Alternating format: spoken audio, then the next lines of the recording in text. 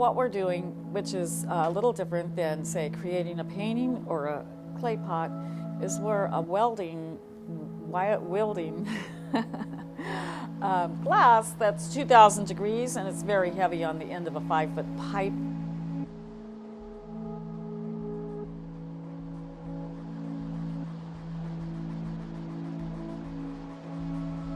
And we're harnessing that energy and that hot molten media and making it respond to our will with our bare hands, wet newspaper, on the 2,000 degree surface.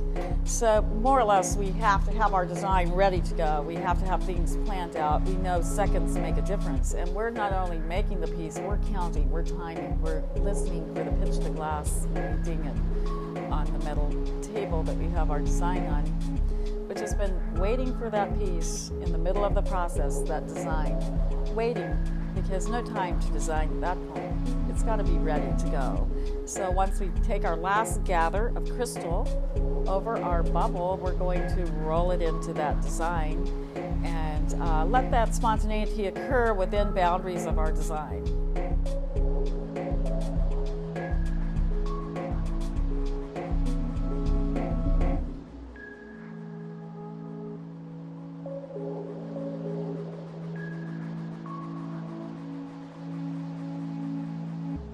So we're making choices at that moment, but we're also planning it out well before we begin.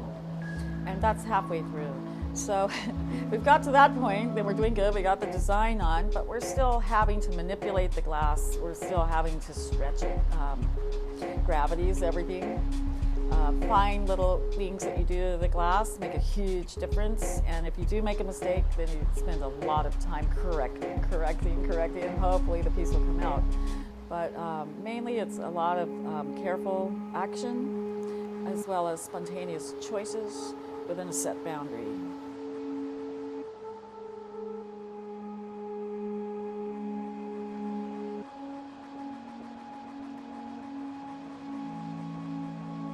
So I love the privilege of actually having the opportunity to dip my blowpipe into incredibly hot glass and make the magic.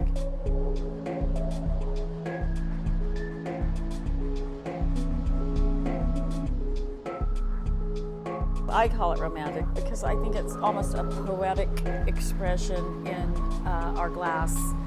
Instead of words, it's a feeling, but we're telling a story around the piece with our design.